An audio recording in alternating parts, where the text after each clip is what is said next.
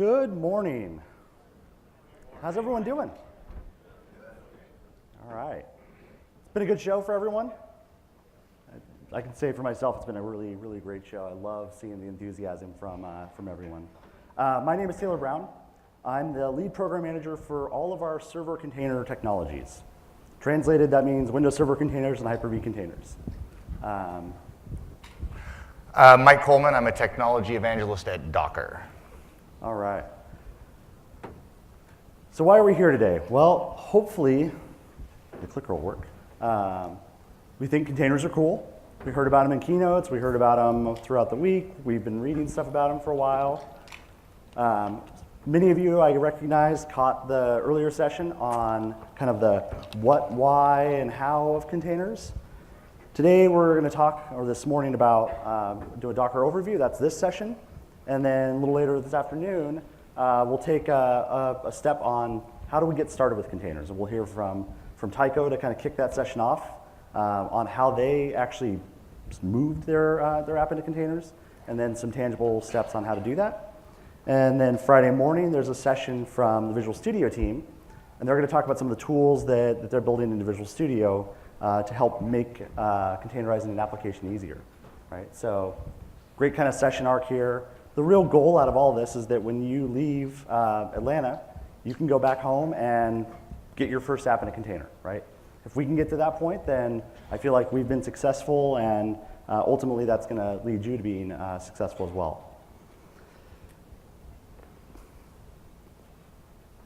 So, we've talked a lot about how the cloud does this, the cloud does that. I think one of the important things is it's really changed the expectations that we all have about applications, right? If our applications aren't available, it's just not acceptable anymore, right?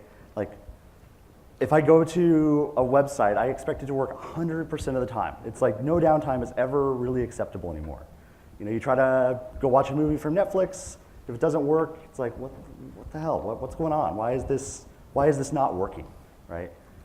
You look back a couple years and it's like, something was down for a few minutes. It was no big deal. You try back again. Maybe go to sleep, try in the morning. Now it's just we expect everything to be up all the time, and we go to work. We expect everything to be up there too. It's like, no, we can't have the payroll site down for maintenance window even at midnight. People are like, well, what if I want to look at my pay stub tonight? They just expect everything to be up all the time, right? We expect everything to be able to scale.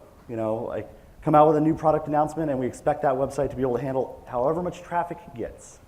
And at the same time, we expect to only pay for the traffic we're using. So having extra capacity just kind of laying around because we are worried about the potential spike,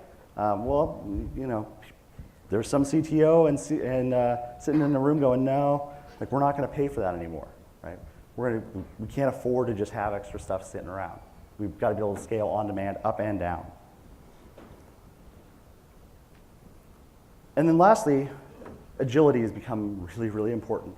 If we miss the opportunity to capitalize on an investment that presented itself today, we may not get a chance to capitalize on it tomorrow, right? Everything is in this world of opportunity, capitalize on it, and move on to the next opportunity. Right? The cloud really has driven these kind of changes into our business.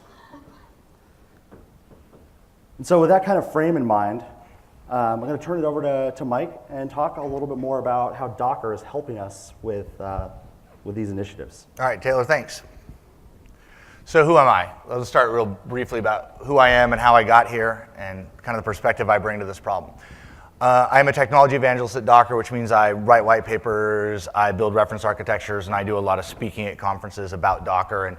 But the difference is most people associate Docker, or at least they did in the early days, with sort of developers, right? But I'm actually an IT operations person. I was a Microsoft certified systems engineer on Windows NT 3.1, so that's how long ago that was.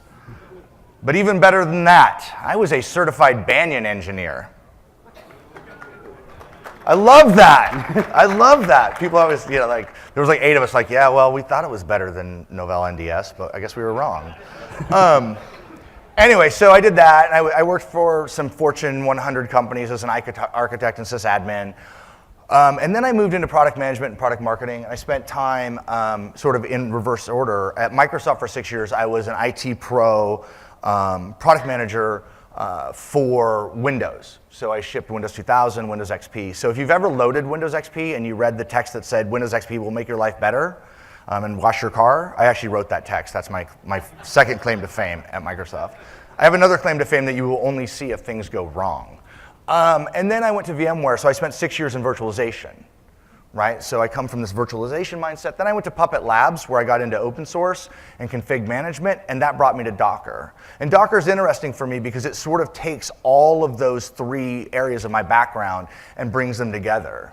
I'm definitely more IT pro than developer, and you can follow me on Twitter, but mostly I tweet about Portland Timbers. Does anybody know what Portland Timbers is? In the back. Ray knows because Ray's from Portland with me. We're a soccer team. We're the reigning champions, actually, for like another 3 weeks, and then we'll be out of the playoffs. So this is what we're going to talk about today. Containers are not VMs. We're going to talk about the build, ship, run workflow. So how do you actually take an application from an idea into a production deployment, although it's not much of a production deployment. We'll talk about how containers are built, what they look like under the covers, why you should even care, wrap up with a real quick hitter on how you can get started. So as Taylor said, the goal is to get out of here, get back to your office, and be able to get up and running with Docker in a matter of minutes. So containers are not VMs. This is a super easy connection to make. When I came to Docker, and coming from VMware, someone explained to me the concept of a container, and I said, oh, that's just like a lightweight VM. And if you read a lot of press, or if you talk to a lot of people, they'll be, oh, it's a lightweight VM.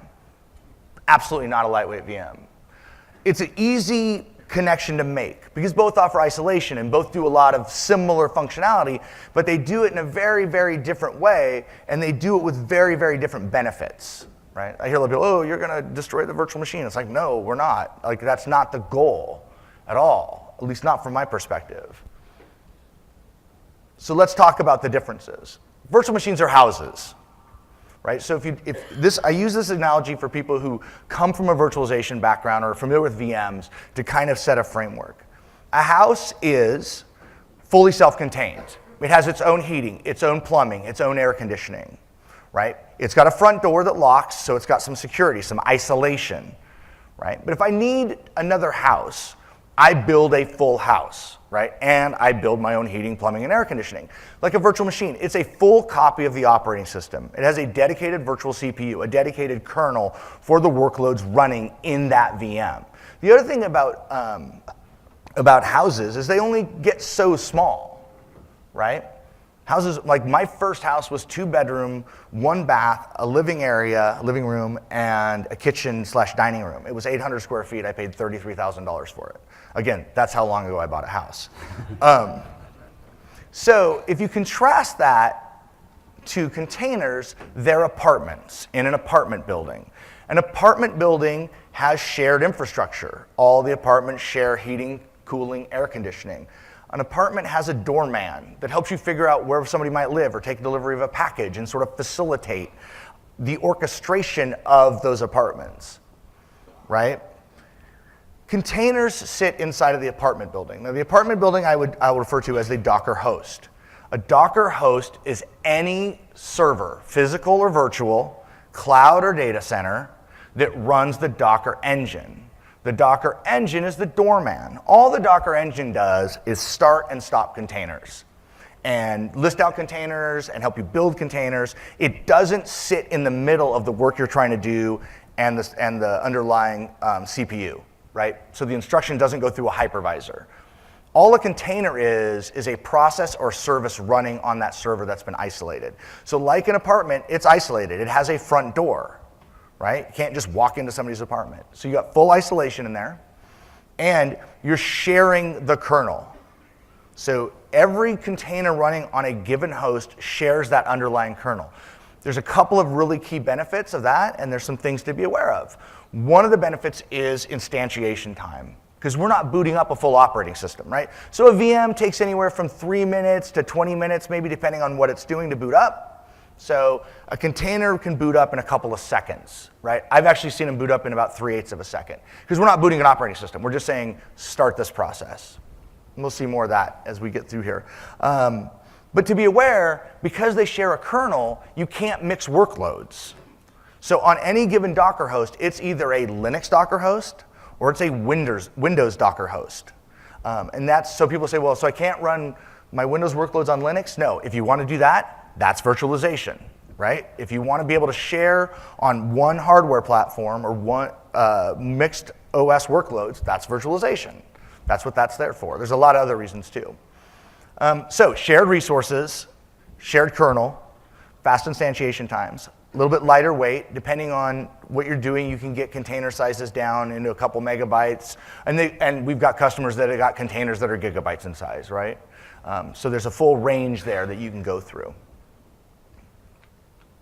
But just because they're different doesn't mean they're mutually exclusive. So this comes from, I'll talk with customers and they'll say, Mike, where should I run my workload? Should I run it in a VM or should I run it on physical? Should I run it in cloud or should I run it in a data center? And I have one of two answers depending on how I'm feeling. At this point in the morning, I would probably just say I don't care, right? What I really mean is it doesn't matter. And you'll hear me say that a lot when you talk to me, if you've ever had a conversation with me about containers, because it doesn't matter. The choice is up to you. So let's talk about the two different models. So on your left, my right, I always have to look at it, is sort of a physical server, right? The Docker engine is sitting there. You've got some sort of underlying operating system, Windows Server 2016 or some version of Linux. So for Linux, it can be any version of Linux with a modern kernel, 3.1 or later, right? And you've got those containers running directly. I don't love this diagram. I should probably redo it because the engine doesn't sit between the physical hardware and those containers. The engine actually sits off to the side and just like I said, facilitates starting, stopping, listing, looking at logs, those sort of things. Again, it's just more like that doorman. It's not a gatekeeper, so to speak. So on the other side of the screen, on the right side, my left, you can see a hypervisor with sort of mixed workload. So I've got a Windows Server 2016 VM, it's got the Docker engine in there, and it's running a couple of applications, right? And then next to it, I could have a Linux operating system, and it's got the Docker engine, and it's running some applications. So why would you do this? Like, why would you make a decision one way or the other? Well, there's a couple of reasons, right? The first one is, like if you talk about physical server, that usually comes down to performance, right? Hypervisors introduce a degree of latency. It can be very small, or it could be a little, not, I wouldn't say huge, but there's latency there. And depending on your application and what you're trying to do, that might be enough to push you into a physical server configuration. There's a white paper from HPE. If you just Google HPE containers VMs performance, where they've basically, and they tested KVM and Docker, so it's not vSphere or Hyper-V, and they kind of ran through 5 or 6 different benchmarks. So you've got a lot of comparisons of that performance of running containers natively versus running the workload in a container natively versus a virtual machine, and you can kind of see how that sort of works itself out. The other one is sometimes there's licensing cost advantages. If you have to pay a licensing cost for your hypervisor, some people will look at a bare metal solution. But there's a lot of reasons to stay in a VM, right? Virtual machines offer some really nice features around high availability, site recovery, live migration. Those sort of functionalities are not built into the Docker platform today. Right? We have some high availability, but the reality is the stuff that you get on most modern virtualization platforms is greater. The other one is like you see on the screen is the mixed workload, right? That physical server is only going to be Linux and it's only going to be Windows, which really brings you to the other big issue. What was the very first use case for virtualization? Why did we do it? Anybody? Capacity, I heard it. Consolidation. Yeah. It was capacity consolidation. It was like 20%, 20%, 20%. We're going to take all of those, we're going to put them over there, and now we're running at 60 or 70%. And we've been able to use modern hardware and consolidate, reduce our data center footprint, bring down energy costs, all kinds of stuff. If you don't have enough horsepower, enough capacity to drive the full utilization of a physical server, then why waste the money, right?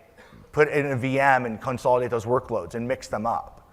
So the cool thing is, though, we haven't really talked about this, is that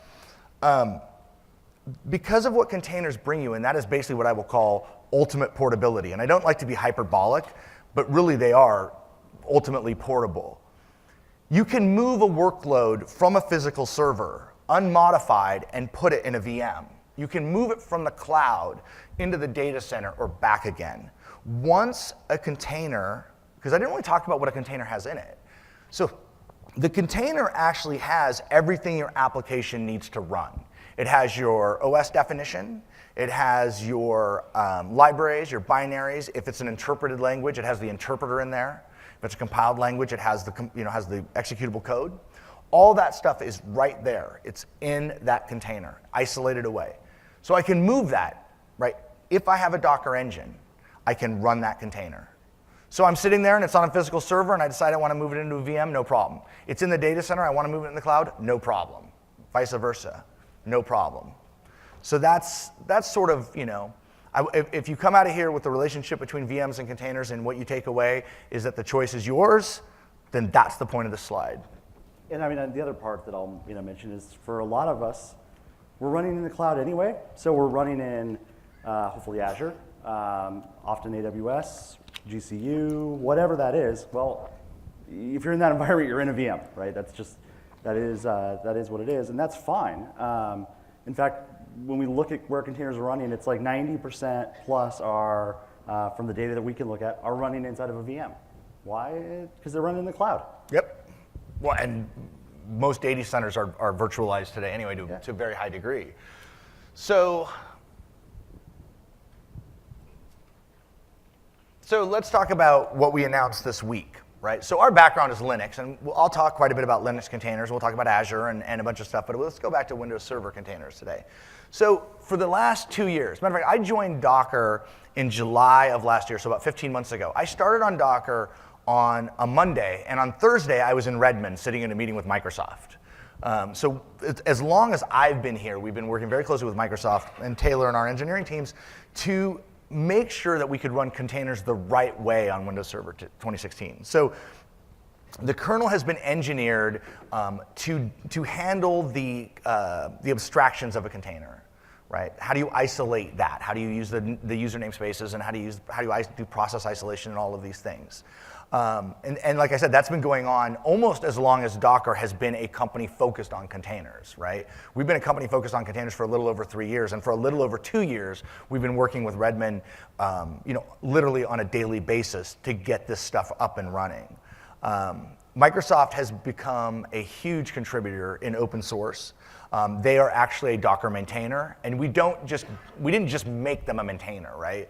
Becoming a Docker maintainer is a process of high quality commits, sustained effort, being there every day, resolving issues, bringing stuff to the community, right? And that's really important to open source in general. It's very important to Docker, that if you are a member of the open source community in Docker and you want to be a maintainer, you're active and you're contributing, regularly, daily, as it were. And that's where Microsoft ended up. So what you have now is the exact same API and CLI interaction on Windows and Linux. Now, of course, you also have, for Windows containers, the ability to use PowerShell. So if you're a big PowerShell person. And Linux, too. Yeah, and Linux. Yeah, that's true. That's true. It's a different world, yeah. We're all cross-contaminated now. Yeah. So it's cool. So if you build a workflow for containers, that workflow translates between Windows and Linux. And it's pretty neat that way. The other thing that's unique to Windows that I like is the idea of a Hyper-V container. So I showed you that other slide where it was sort of like a container just running on the engine, right? And I showed you one where it was like a full-blown VM. So Hyper-V containers are sort of like between the two of those. It's a single container running in a Hyper-V shell, but it's not really a full Hyper-V VM. It's a stripped-down Hyper-V VM that is designed to give you that extra layer of isolation. There is a lot.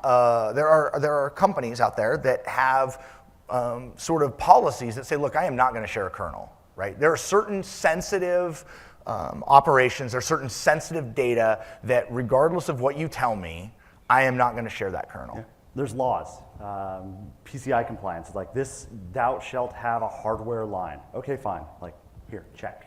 Yeah, and so that's what you get with Hyper-V container. So you just say, look, it's easy, boom, it's a Hyper-V container, have a nice day. And then you've got that isolation that you need to remain in compliance with your business directives and in fact, yeah, legal compliance as well. And that's unique to the Windows Server 2016 platform. And it's actually kind of a pretty cool feature. So at the end of the day, what you end up with is this, what we call a build, ship, run workflow. And now, with this announcement with Windows Server 2016, you really can cover almost the entirety of your data center. Yes, that one, you may have AIX or something in there. Who does that? Anyway, There's sorry. some guy around here who's like, There's an IBM guy out there. What are you talking about? So we've got, we say any app, and what we mean, like, so how many of you are Thin App or AppV or Thin App or Remote App or not you guys, not those apps. I say that because I do have a lot of people come in. My background at VMware was actually end user computing. So I worked on VDI and I worked on Thin App, and that's what I spent a lot of time doing in virtualization.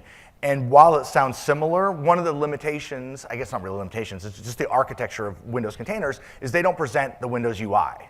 Right, you don't get that. And Linux, you have to like expose the X socket, and it's fairly complex. It's not something you want to do on the regular. So we say any app, we mean data center applications, server-based applications, databases, business logic, web apps, right? And it doesn't matter what language you write in, right? It could be ASP.NET. It could be ASP.NET on Linux. It could be .NET. It could be whatever you want it to be, Java.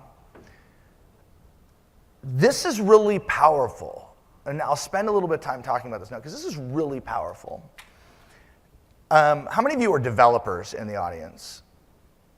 Awesome. How many of you feel like you spend too much time maintaining your development environment and keeping it up to snuff so you can write software? Yeah, I did PyCon earlier this year because it was in Portland, not because I know anything about Python, because I don't.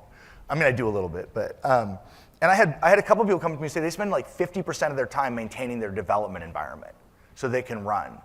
And what if you're a Python developer and your buddy is a Java developer and he wants you to look at his code? Then are you going to set up a Java environment on your machine to do that? Are you going to spin up a VM? How are you going to do that, right? With Docker, the development environment is the container, right? You define a container and you say, this is my Java container. This is my Python container. Your machine, your Windows laptop, your MacBook, your Linux machine, your whatever it is just the operating system and the Docker engine. That's all it takes. So if Taylor's a Java developer and he sends me his code, I just say Docker run Taylor's app. I never installed Java. I never installed his dependencies. I don't have .NET 3.5, .NET 4 type of stuff floating around. I just have everything I need. And I never ever have to think about how I run somebody's app. I just say Docker run that app. I don't have installation instructions. You got some stuff you got to specify, but it's vastly simplified. So if you think about what that means as you go through this build, ship, run workflow, the next problem we have, and where Docker really started, if virtualization started with consolidation capacity, Docker started with, it doesn't work on my machine. So I'm a developer. How many of you have ever written an app and it worked great on your development environment, it went through QA, and it didn't work in production? Anybody ever happen to you? It only happens about hourly. So that is fundamentally like somewhere, some library, some config file, some environment variable, some registry setting, some small thing that takes you 3 days to figure out broke the build, ship, run workflow. With Docker, you don't have to say, okay, make sure all these environments are, did I install, is it the right version of IIS? Is it the right version of .NET? Did I have the right patching? Do I have all that? You have Windows Server 2016 and you have the Docker engine. And when that comes off the developer workstation, that artifact is immutable, it does not change, and it runs through your QA cycle, and then it goes into production. And with Docker, some things you can do, you can digitally sign the image, so you know exactly who it's coming from, and you know exactly what steps it's gone through. So when you put it in production, you know you're putting in production exactly the code that the developer intended, and all you have to worry about is, do I have the Docker engine running on that machine? Now, I came from Puppet, right? And Puppet and Chef and all those guys, make great software. And this is, to me, I look at this as another way of sort of solving that problem. Rather than making sure that all the right components are installed on the server, we just say, make sure you have the application written the way you want it to, and make sure the servers have a common baseline, and that's the Docker engine.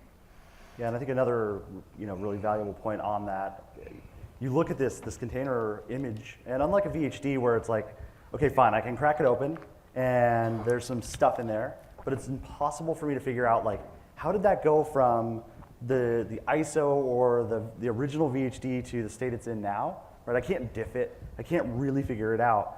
A container image, we can actually go look at the lineage of it. What commands were run? What was done inside of that? I can reproduce that again in the exact same way. So when a dev gives me something and I've got to figure out, like, what do they do with it? Oh, like, no, you can't install that piece of software in our production image. We don't have a license for it, right? I can actually go look at that and look at that lineage and say, okay, I know what they did, and we can have a conversation about it as opposed to the interrogation, right? You go into their office with a light and like, what did you do? What was that VHD? How did you make it? Where did it come from?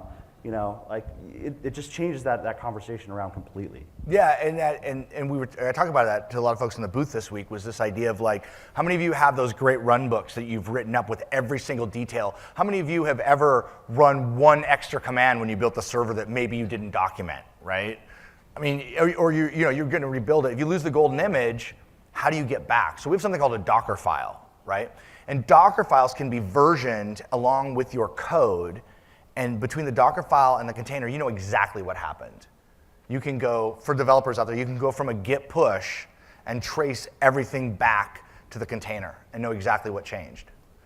It's ultimately reproducible. And then, as we talked about before, with Windows support now, we cover the other 60% of the data center that we didn't have before, 60 to 65%, whatever the latest statistic is, depending on who you talk to.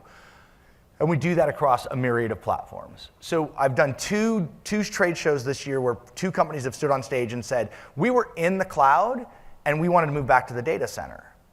For whatever reason, they moved a portion of their business back to the data center.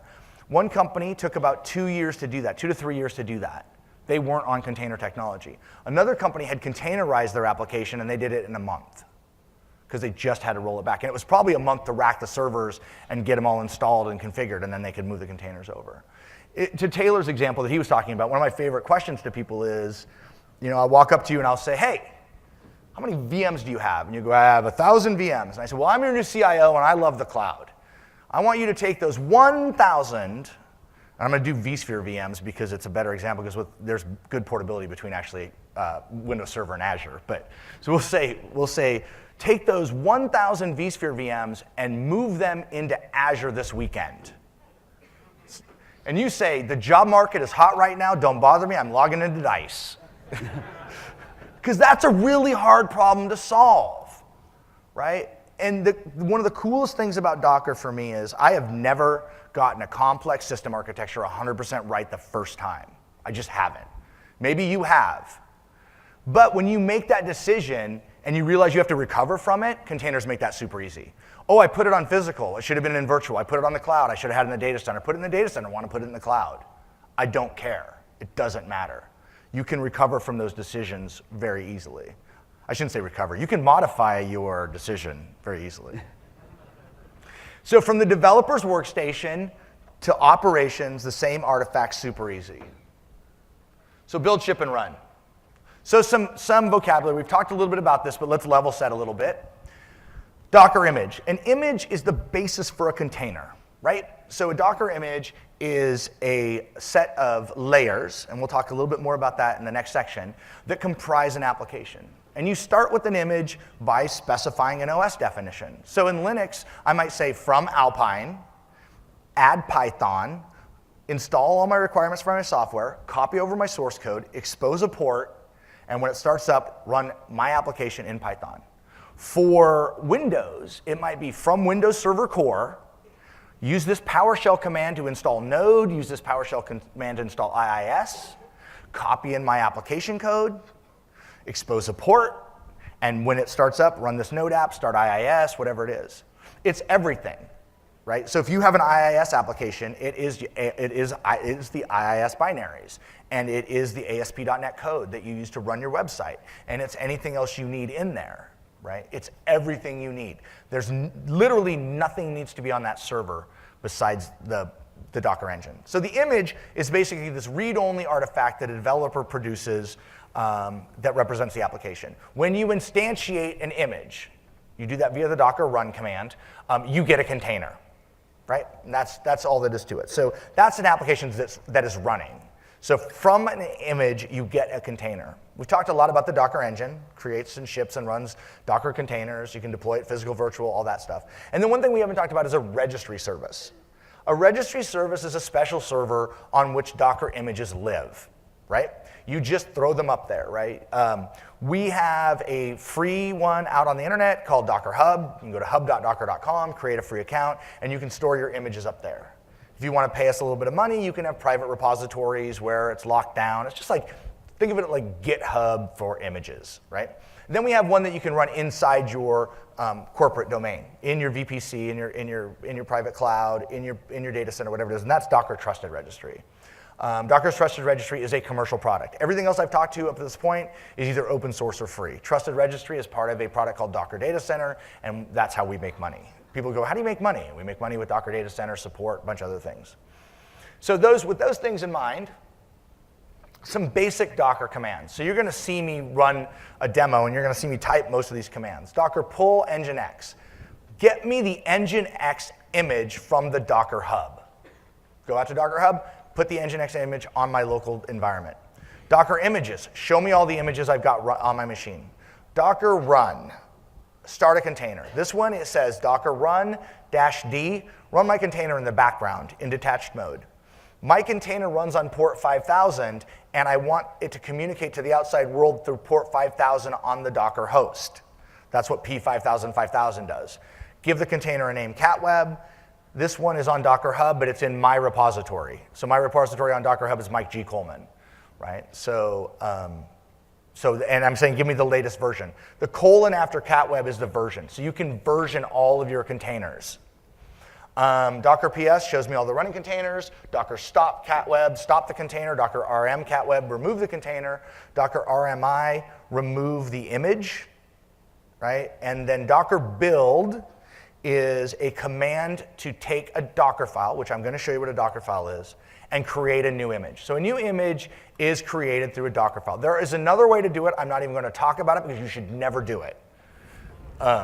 If you find it, good for you. Then forget about it. Then forget about it. Like, don't tell your friends. Yeah, it's the equivalent of building a virtual machine and not ever writing down anything you ever did and having no way to ever reproduce it reliably. So don't do it. Yeah, don't go to production with that. This is a cautionary tale. Yeah. So Docker build basically builds a new image, right? And Docker push takes your new image and moves it onto your registry, right? We're going to go through all of these commands in a demo so you can see them in action, but I wanted you to kind of have a chance for me to explain what they do before I actually go and do the demo. And Mike said one thing that's kind of important that I just want to touch on. Just one, though. Yeah, just one. Out of that whole slide, it was just one. When he said, -- latest, it's versioned. That's a really, really important element of this. Because I can say, all right, I'm running on version 1.0 of the image, right?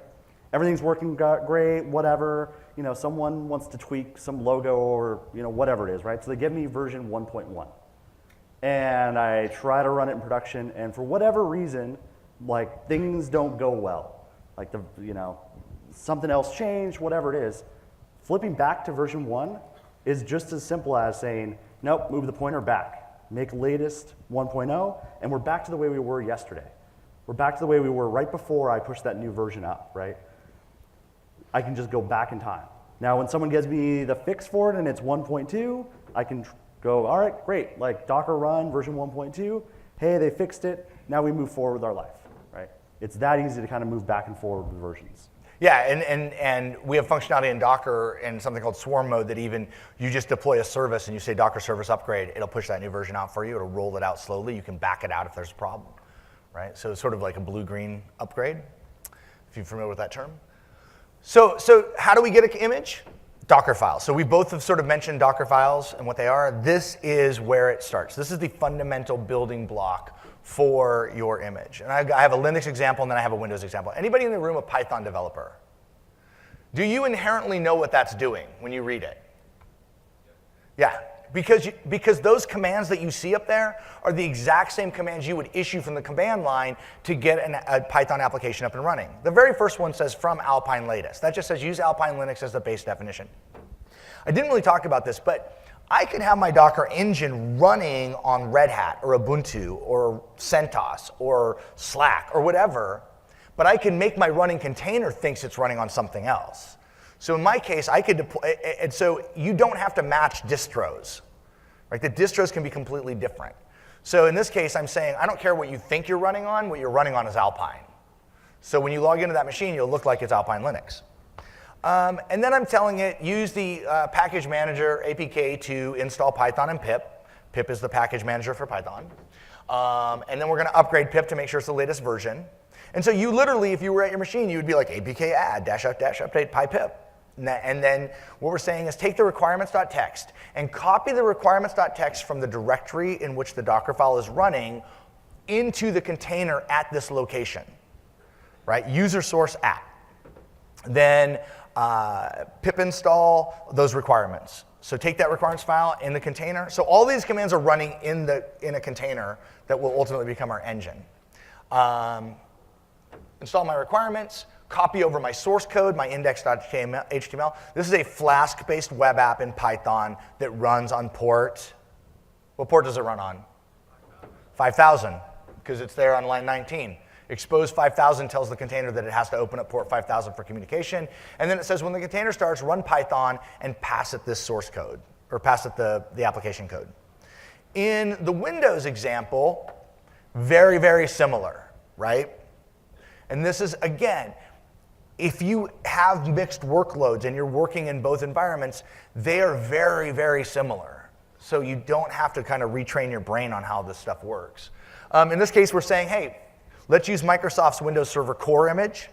And from that, I'm setting 3 environment variables in the container. I'm setting the version for the Node package manager, the Node.js version at 6.5. I am telling it the logging level, and I'm giving it a SHA key to be able to do the validation on the download to make sure I got what I thought I got. Then I've got some PowerShell, right? And we're saying run this PowerShell command. And we've got a bunch of stuff in there, but essentially what it's doing is it's downloading Node. It's examining the key to make sure that's what we thought it is. It's going to then extract it. It's going to rename a subdirectory. It's going to create a subdirectory. It's going to set an environmental path variable. And then it's going to remove the zip archive, right? And then when it starts, it'll run Node. What I've just created here is a new base image for Node. Now I have a Docker container for Windows that is for Node. If you were a developer, you would take this image, you would add your code, and create a new image that would be your application, right? So, so you can see the 2 examples are pretty similar. So, putting it all together, build, ship, run. You're a developer. You're going to come up there and you're going to sit down at your workstation, your Windows laptop, your MacBook, your Linux workstation, depending on what you're developing in, and you are going to pull down a base image, right? And in our example here, you're going to pull down the Node image. You're going to add your code to it, and you're going to work on your application the way you work on it. We've got great integration with Visual Studio, right? With the Visual Studio, if I get the term, it's Visual Studio Tools, Docker Tools. What is it? Something like that. Yeah, it's Microsoft. It's going to be like Visual Studio Tools for Docker and the cloud developers. 2017. Yeah. XP. Yeah, RC2. Beta. Beta 2, RC1. So anyway, so you're going to pull down, you're going to work in whatever your favorite IDE is. If it's Visual Studio or Eclipse or VI, I don't care. It doesn't matter. Visual Studio Code. Yeah, Visual Studio Code. Yeah, sorry. I'm not a developer. So you do your code, and then you create the image, and you push it back up to the registry. So the registry has a 2-way relationship, right? It's where the developers will get their base images to start with, and it'll be where you put your finished code. At that point right there, when it goes back up, it's been digitally signed so you know that it came from who you think it came from and you can deploy it. That's where we go from developers to operations. The operations team will now take that code and they will put it into production. They'll put it in the data center, they'll put it in the cloud. We have tools to manage that. We have a tool called Docker Data Center, which I'll talk a little bit later, that's sort of like if you think about System Center or Microsoft Virtual Machine Manager or any of those tools, that's what we are. We're like vCenter for containers, and it's Docker Data Center. And we can manage it that way. We can deploy it out into a cluster, high availability, everything we need to do. So that's what the build, ship, run workflow is. And remember, nothing changed. Like, it's the same artifact through all that. So, demo time. Oh boy, here we go. What could possibly go wrong? We don't, anybody here been to DockerCon? So at DockerCon, they do this thing where they have a sacrifice to the demo gods. Yeah. And like in Spain, you had to come up and eat grapes. And in Seattle, you had to take a shot of espresso. I don't have grapes or espresso, so I think we're in trouble. So let me come over here in Visual Studio Code, and we're going to start over here and look at my Docker file. We've already looked at it. I'm working on that same Docker file that we talked about before. I'm going to write a Flask app. And so you've already seen this Docker file. So that's the one we're using. Now, if I come over here, I'm using my Windows laptop here, and I say Docker images. I have got my application image already down. So there it is, Mike G. Coleman cat web, right? So if I say docker run -d-p, you saw this.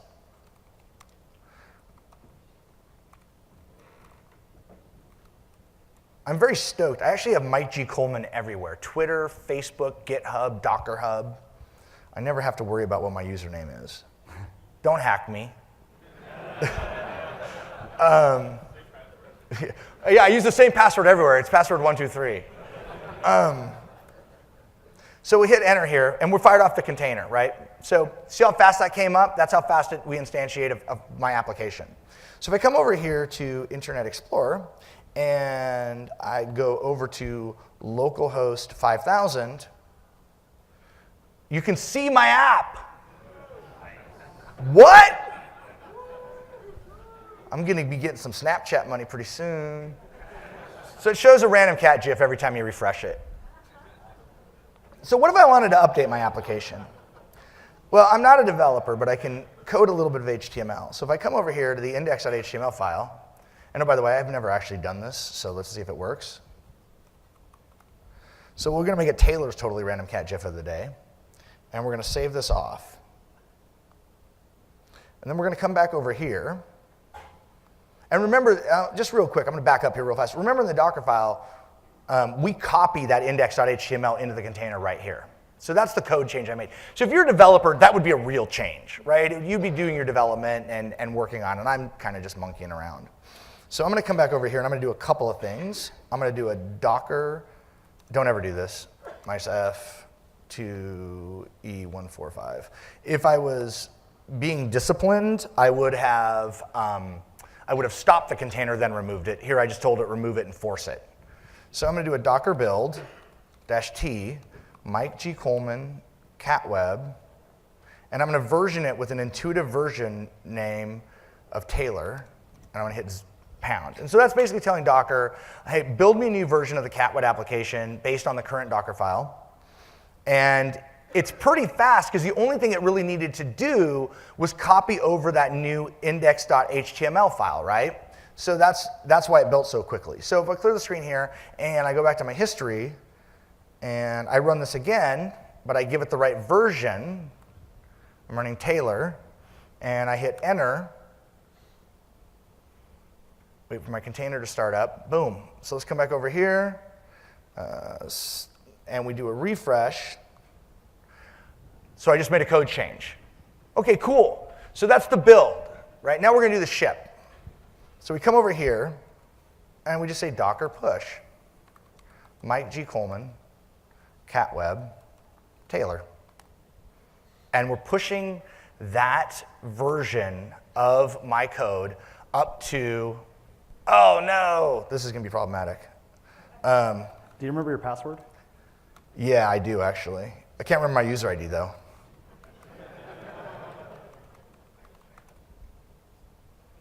All right, let's try this again. I didn't authenticate to my repo before I started the demo, so Docker Hub said, hey, I don't know who you are, you can't just push to that repo, so please log in. So do Docker login, Docker push, and get that up there.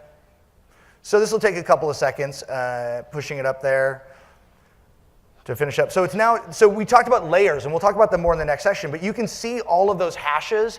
Each one of those hashes represents a layer in my Docker image. A layer is created every time you execute a command in a Docker file. So while this is going back, let me come back over here.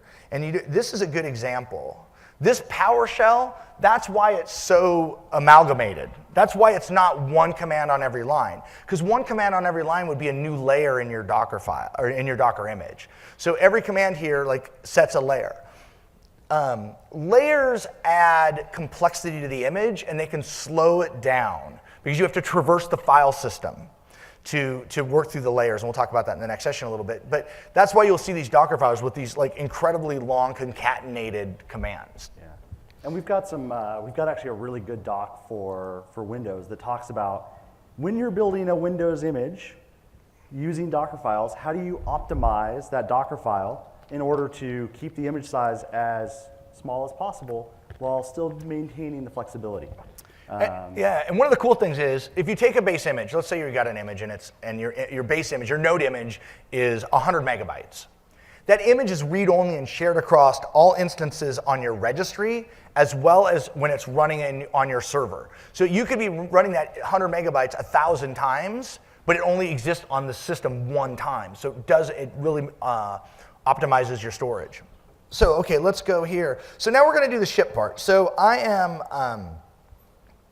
up here on my Azure VM. So this is actually a Linux VM in Azure, because we don't have the production bits for Server 2016, so I just went with Linux. So if I just come up here and I just say docker run -d -p, you guys should know this by now, 5,000. What's my username? I can't remember. And CatWeb Taylor. And if I hit enter, can't find it locally, so it says, well, I don't know where that image is. Now, alternately, if I could do a Docker pull first.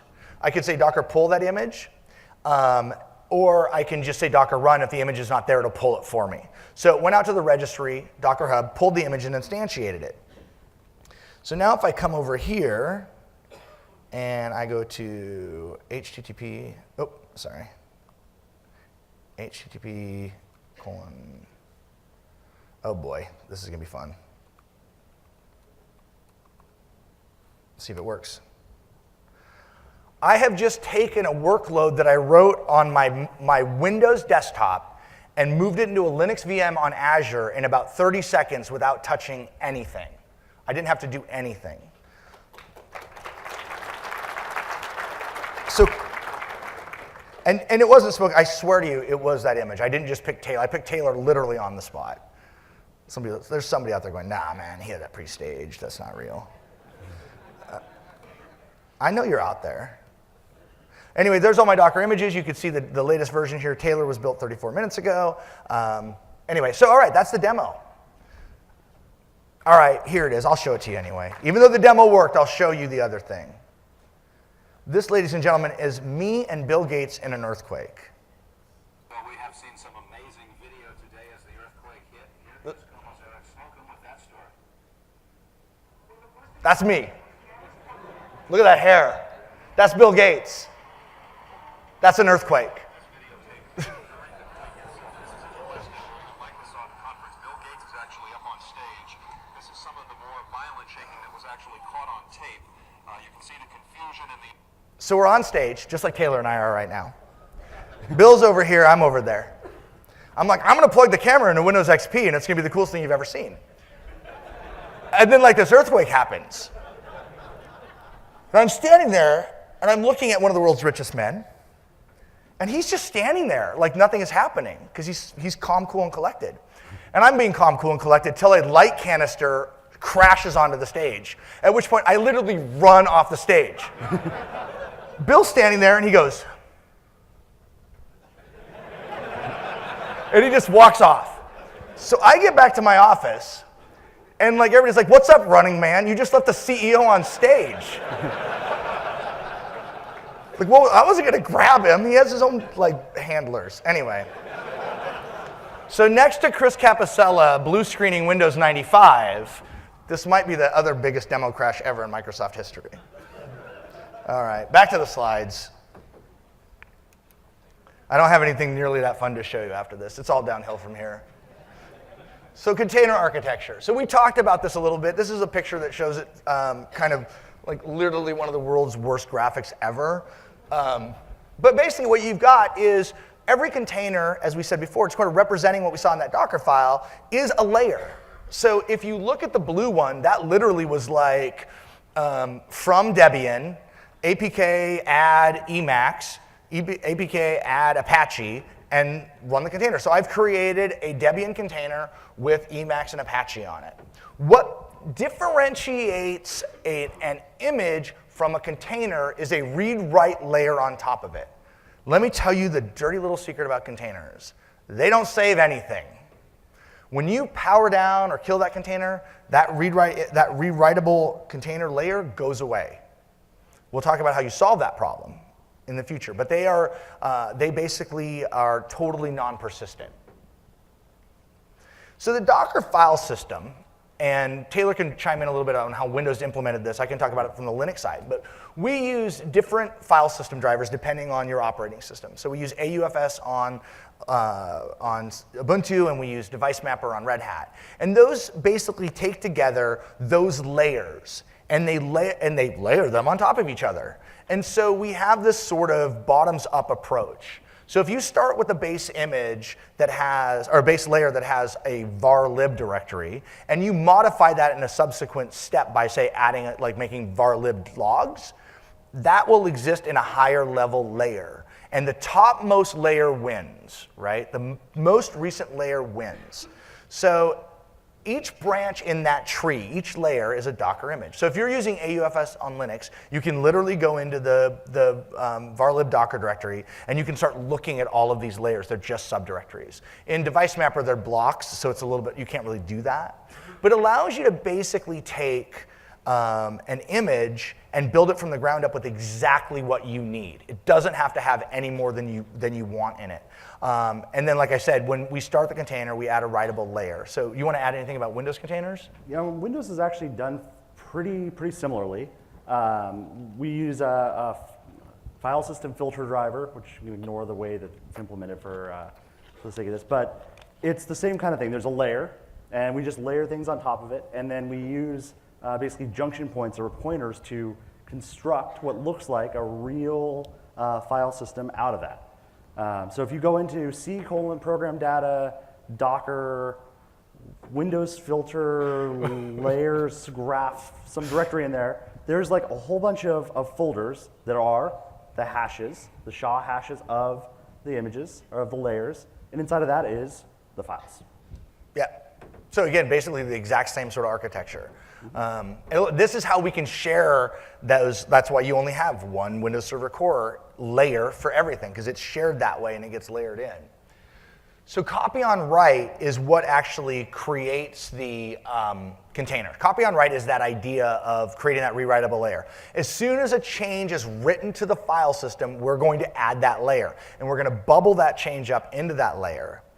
It's also why we can start containers so fast. I say sub-second up on here. For a small Linux container, 3/8 of a second.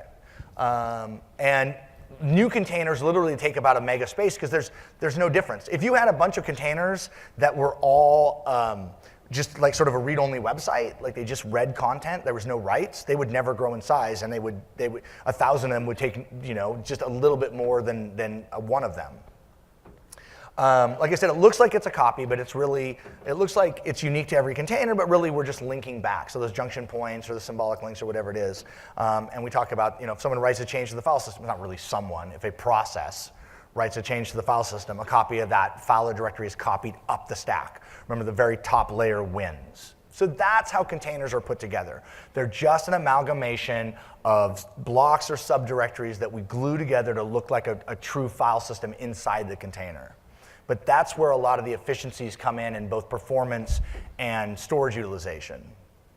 So I told you that data doesn't persist in a container. So people say, well, what do I do for databases? People say, well, you can't run a database in a container. We have a customer, Swisscom, who ran and consolidated 400 database instances, each running in their own VM, into 20 VMs with 20 containers in each VM. So they went from 400 VMs to 20 VMs, and they run all those databases, 400 instances of Mongo in a container. How do you do that? You do that with volumes. Volumes basically exist outside of that union file system. Union file system is a generic term for any file system that's sort of amalgamated together. So outside of that union file system on the Docker host is a directory. And you say when you start it, you use a -v, -volume command, and you say, for this directory in the container, database/data, put that out here to host/database/data.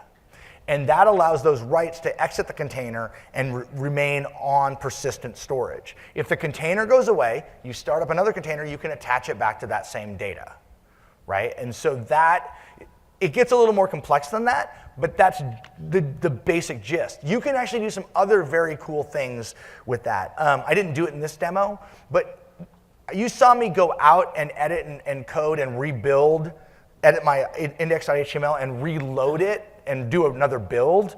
In reality, you can hot mount your local file system into your container as a developer, and your changes are immediately reflected. Right? You don't have to rebuild it. You basically can be working, make a change, go into look at the container output, and see the change reflected immediately. I didn't do that here honestly because like the directory path I was using was too complicated to type. So I just like cheated. So you can create it in a Docker file. You can create it on the CLI, right? Like I said, maps an existing directory on the host, and you can use that to either share data between containers or persist data. The sharing example, a good example of a sharing is you have an application that writes log data. And it writes that log data out to a volume, and you have another container that consumes that log data. Right? So multiple containers can hit the same thing. Your application needs to be smart about this. If you have two containers sharing a volume, and you're not like doing something to synchronize the writes, like we're not going to protect you.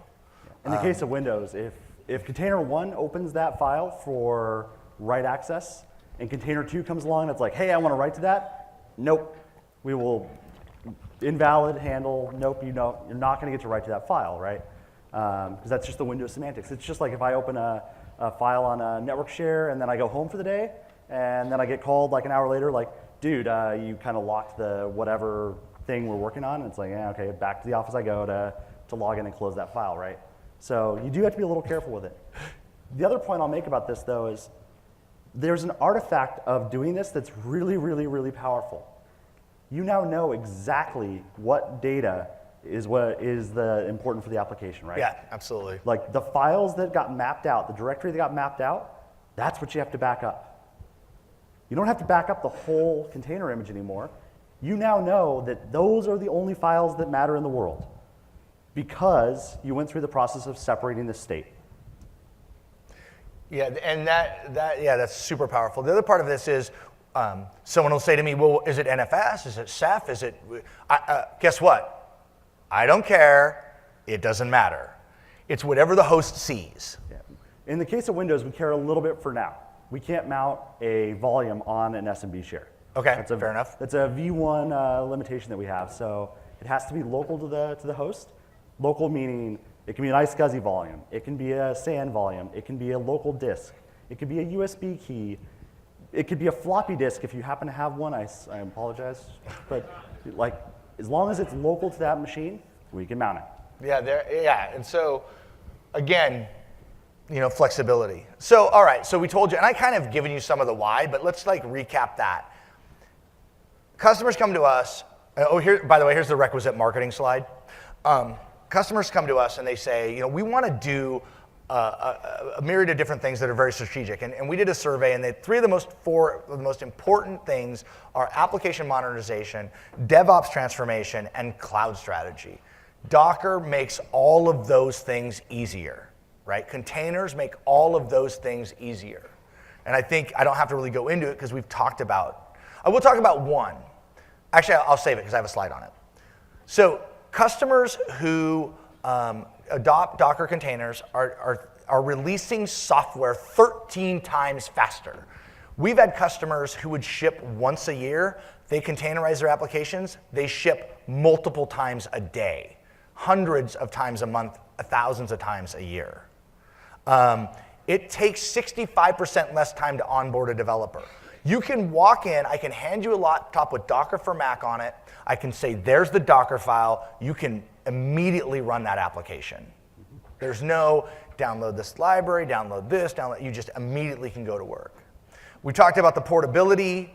40% of our customers are moving workloads between private and public clouds. And control, right?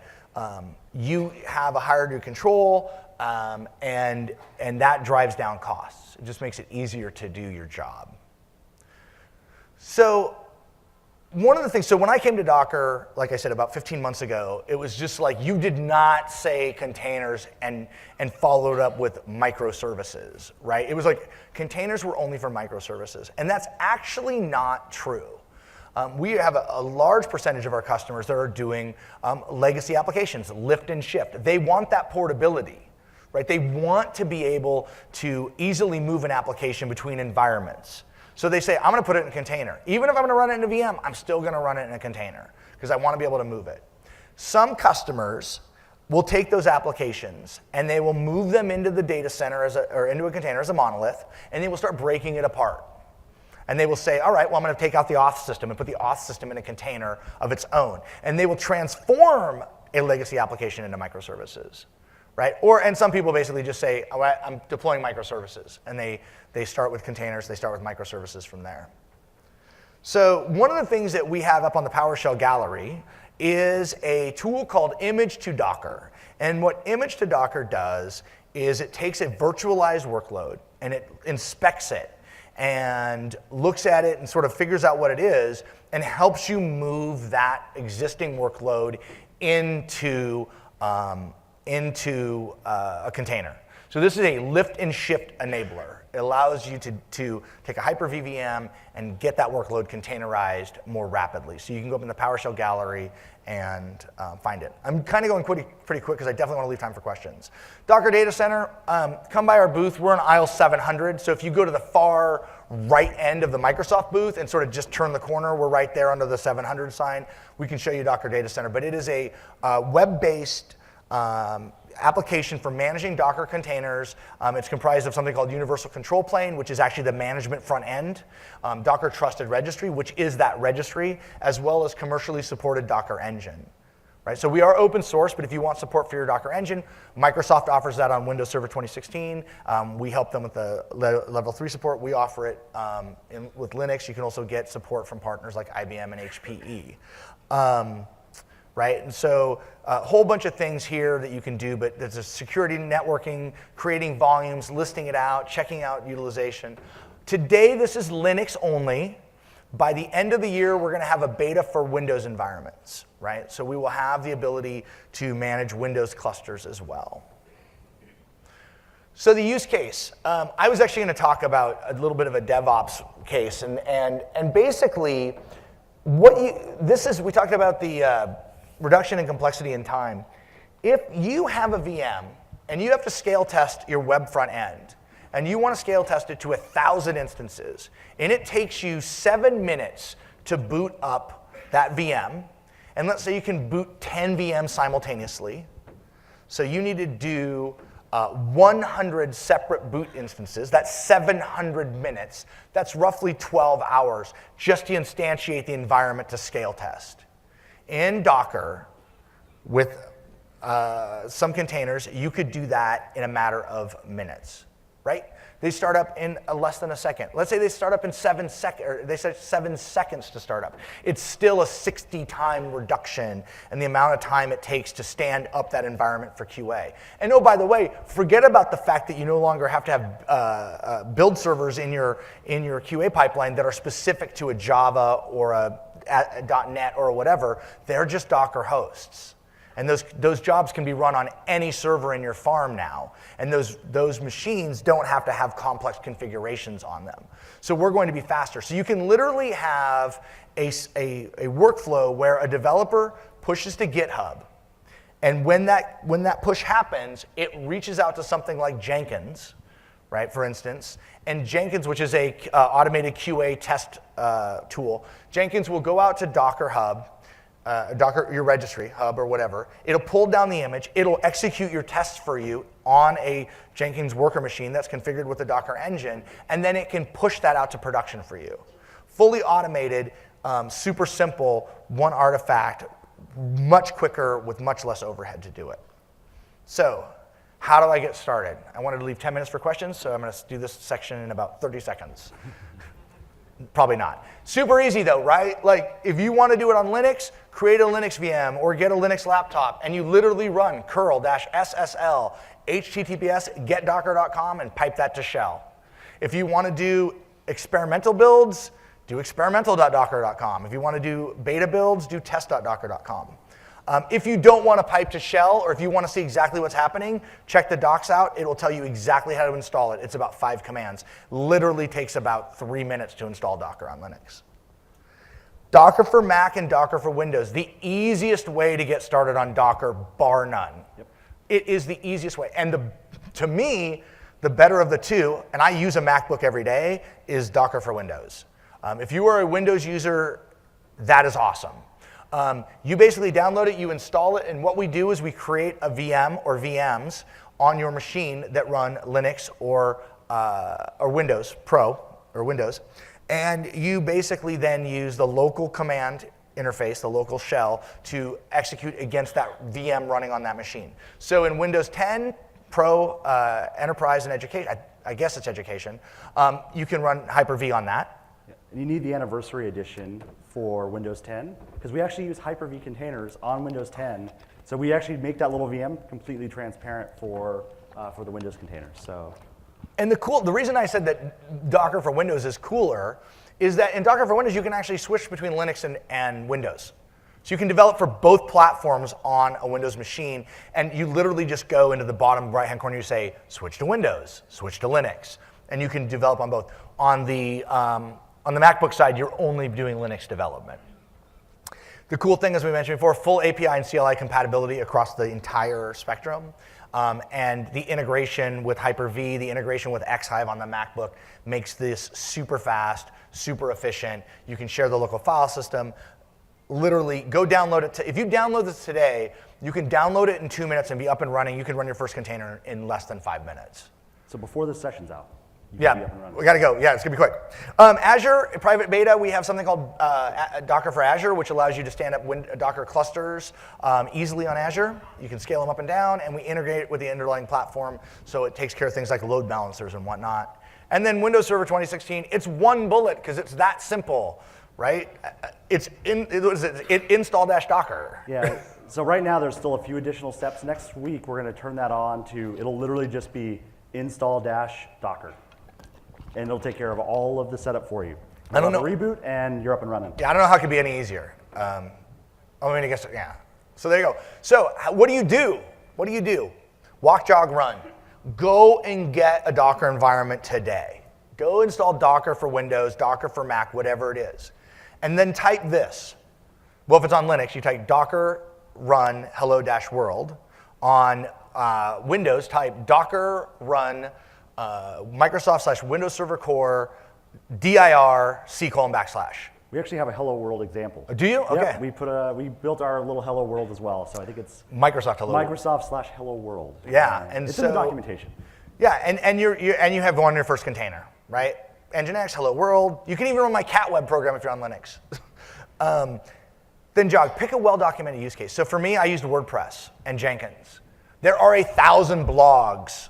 And I just saw a good one on deploying your first IIS web application with Docker containers, right? So go find a blog and just do what that person did, step by step. Learn how they put their Docker file together.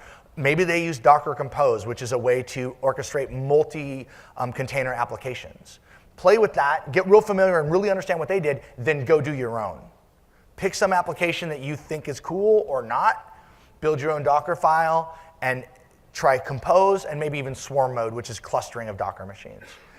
You can do that, and you will know more, literally, than probably 99% of the people on the planet about Docker. And you'll be ahead of the game. I wrote a blog post on this with a little more information up at docker.com if you want to read it, but I just basically gave it to you. So thank you so much.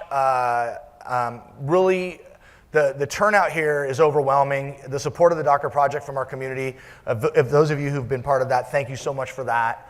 I'll stick around and do questions. We have microphones in these aisles. So if you have a question, come to a microphone in the aisle, and Taylor and I will answer them.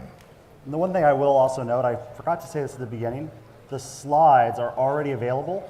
If you go to my Twitter, TaylorB_Microsoft, I've tweeted out the location of the slides. I now post all of my slides before the session, so go forth and get them. And I will find his tweet and retweet it. So do we have a question on this one back here? Yeah, so can you give a little information about what contained in a Hyper-V container image? What's contained in a Hyper-V container image? So it's actually the same, so all container images are portable between each other, Windows Server containers and Hyper-V containers. It's the same image. And ultimately all we're doing is we're booting up this little shell VM, we call it a utility VM, and then we're running a container inside of it. So it's just the same image, yeah. Okay, we'll go to the right side, or the left side for you guys, the right side for us? Yeah. Thanks. So my question is, I mean, obviously you have Docker for Windows Server 2016, you have it for Nano Server, you've got an instance for Windows Desktop Enterprise. What is the plan for Windows 10 IoT Core and Docker containers? I was wondering if anybody was going to ask that. We are talking to the IoT team pretty regularly right now. I will say there's no formal plans right now. Like, I can safely say that. There is a lot of interest though, and we're trying to figure out what is the right use cases and how do we align those. And frankly, it's really a matter of time. So it'll happen. I believe that. Thank you. This side. You mentioned that if I want to run a database on Docker, I would rather have a folder somewhere else and the hosting machine to write the data in there. Would there be any performance issue doing that? So the thing, and I didn't really talk about performance, but remember that Docker is not in a VM. Docker is a process on the machine, so you get near native performance. And the reality is if you're running a database, you're probably going to shuffle it off to some other storage subsystem anyway. So I don't think you're going to see any substantial performance degradation on that at all. Go to the HP study that I mentioned before, and they actually use HammerDB to simulate a database access, and you can actually see the difference between running it in a container and running it natively. And that'll also give you an idea of this, because they'll tell you what storage subsystem they used. So you can get some real data. But the reality is that because we're not in a VM, we're running natively, performance hits are very minimal. Yeah, and we're going to be publishing some of our perf testing and how we did it, and some of the results around it as well over probably the next couple months. Because it's perf testing, we like to validate and revalidate and re-revalidate before we put numbers out. So, keep an eye out for that. I'll be tweeting that out as that stuff starts to come available as well. Okay. Hi, thanks for the opportunity. So can I say that this is a solution for get rid of my legacy operating systems like 2003 and very soon 2008, and I can pick up those applications and run on Windows 2016 in a container, like legacy MSI applications as an example? So all containers are, for Windows anyway, are based on Server 2016. But most applications that were 2008, even 2003, can run in a server core environment. And I say most because not all of them can. If you've got a driver, drivers and containers do not get along. Why? Because we have a shared kernel, right? Like that's just a big no-no. But if your application's a .NET app, if it's a VB app, if it's all of those things that generally just kind of work, yeah, they pretty well work on in containers. Okay, so as far as there is no dependency on the OS kernel for that application, like a legacy kernel, yeah. and if they have like a dependency on legacy.NET framework as an example, I can just take it on to the 2016? Right, like if it had a dependency on .NET 2.0, that doesn't work on Server 2016. Yeah, sorry. But if it's 3.5, 4.6 compatible, You can move that across. If you can install it on Server 2016, you can move it across. So even though I'm on container, and if my application has dependency on .NET 2.0 as an example, I cannot run it even on the container on 2016?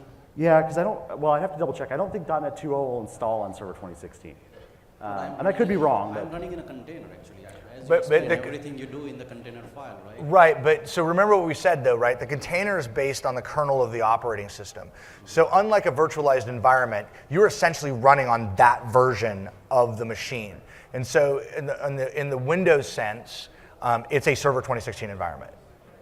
It'd be the same thing in Linux. If you had a dependency on a pre-modern kernel, I guess, Yeah, if it wasn't 3.1 or later. then your app wouldn't work in a container either, because you're depending on something that we can't provide you. Yeah, if you had a Linux application that had a call into the kernel that was deprecated out in later than 3.1, you wouldn't be able to run that application as well, right? The kernels have to be compatible. The application has to be compatible with the environment. So if you can run an application in that environment, then you can move it into a container. But if it doesn't run in that environment, the containers are not magic in that regard. Got it. Yeah. Thank Okay. you. So when developing web applications, you usually develop against a database. So locally, using Docker Compose, you can set up an environment where you have your application server running in one container and the database running in another container. How do you configure your application, your container, when you want to deploy up to a service like Azure that is going to be running against a database service rather than just a database in a container? It's a great question. Yeah, I mean, so containers have networking built into them. So you would do it just like a normal application, right? Essentially, you would just make the call, and the container would take that just like it would. So containers can talk to VMs, containers can talk to physical services, containers can talk to web services, containers can talk to whatever, because we have the networking in there. So fundamentally, the answer to your question is you don't really do anything differently, right? You just say, if it, I don't know, open database at www.database.com or at, whatever the network path to get to that is, or whatever the service call to that is. Right, but the configuration would be different from one environment to the next. So how do you build that? Yeah, so that is a thing with containers that can cause problems. If you have static configs per container and you don't want to build an image for every one of those, then you have a problem that you need to solve. And there's a couple ways to facilitate that. One, you can set environment variables, and you can override those at startup time. So you could say, an environment variable is the connection string to the SQL database. And so when I'm running locally, it might be local host whatever, right? And then when I go to production, I say like production host whatever as that environment variable, right? So that's one way to do it. Another way to do it would be using a volume and having a file that has the database in it. So I might actually map in the web.config file at runtime into the container from the host. That's another way to do it, right? Yeah, and you see that a lot with web configs, right? You do like an Apache config or whatever, you just be like, oh, get the config file exists here, map it in here, and so that you can have that config file that changes as you boot up. The question I had is, a lot of times we have Docker containers and all that may run as root in the Linux and other things. We may not necessarily want to give all those privileges and other things, because one of the questions would be, from a image perspective, how do we ensure that we don't have malicious images that we're potentially pulling from these registries and all too, or something that may not quite be. Right, so gentleman's question was like, how do you trust that image? A couple things, right? So you can build your own base images. You can absolutely go out and say, I'm going to start at the, in the Linux world, you can start at the bottom and just build it. The other thing we have in Hub today and coming to Docker Trusted Registry is ability to do, we talked about the image signing. So you've got the provenance that says, I know where this came from because it's digitally signed. I'm using something called Docker Content Trust, and I will not deploy an image or a container that is not based on an image that I trust.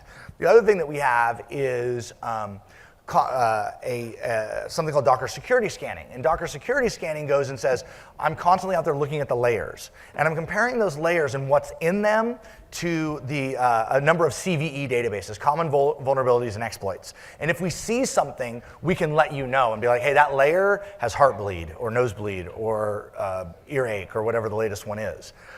We did a demo of a proof of concept at DockerCon using Docker Data Center then when you can identify that. And remember, everything's based off those layers. You patch that layer, rebuild those images, and they're patched, and we roll them out. So we're gonna, you know, in the future, we're gonna have this ability with Docker Data Center to be like, boom, patch that layer, find the affected machines, remediate them, let me know how it went.